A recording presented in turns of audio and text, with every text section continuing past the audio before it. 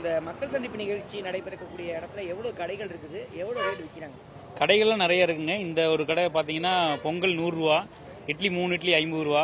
இது 4-5 மாநாடு நாங்கள் போயிருக்கோம். எல்லா ஏடிஎம்கே மாநாடு டிஎம்கே மாநாடுல போயிருக்கோம். ஆனால் ஏடிஎம்கே மாநாட்டுக்கு கூட இந்த அளவுக்கு விற்றதில்லை. டிவிகே மாநாட்டுக்கு இப்படி விற்கிறாங்க. எல்லாமே காஸ்ட்லியாக இருக்கு. ஒரு டிவி பாருங்க 20 ரூபா 25 ரூபாய்க்கு விற்கிறாங்க. சும்மா நார்மலாக சின்ன கடை தான். திருச்சி கபே, ஈரோடு திருச்சி கபையில் கூட 50 ரூபா தான் பொங்கல். இங்கே 70 ரூபா 100 ரூபா.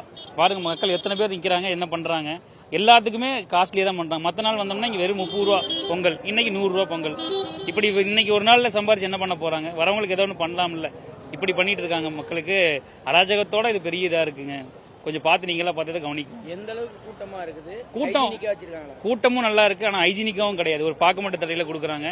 ஒரு வாழையில கூட அது மேலே போடல. நார்மலா ஒரு ஹோட்டல்ல சாப்பிட்றதுக்கு எவ்வளவோ காஸ்ட்லி பண்றாங்க. அமௌண்ட் ஜாஸ்திங்க. ரேட்டு வந்து கொஞ்சம் எக்ஸ்ட்ரா தான் இருக்கு. ஆனால் இந்த சர்வே லைனில் பார்த்தீங்கன்னா பெருசாக கடை இல்லை. இதுதான் இருக்கிற பட்சத்தில் ரேட்டு வந்து கொஞ்சம் ஓவராக தான் இருக்கு. என்ன ரேட் விற்கிறாங்க? தோசை 30 60 சம்திங் போகுது. இப்போ இட்லி வந்து ஜோடி 50 60 சம்திங் போகுது.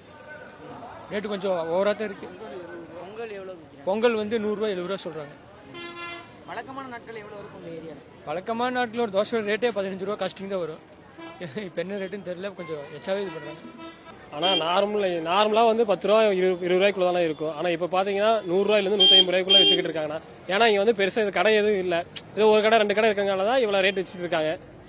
இது கொஞ்சம் மக்களுக்கு கொஞ்சம் பப்ளிக் கொஞ்சம் ரேட்டெல்லாம் கொஞ்சம் அதிகமாக இருக்குது. வந்துட்டு போகிறவங்களுக்கும் அது கொஞ்சம் பார்த்து இது பண்ணுங்கண்ணா.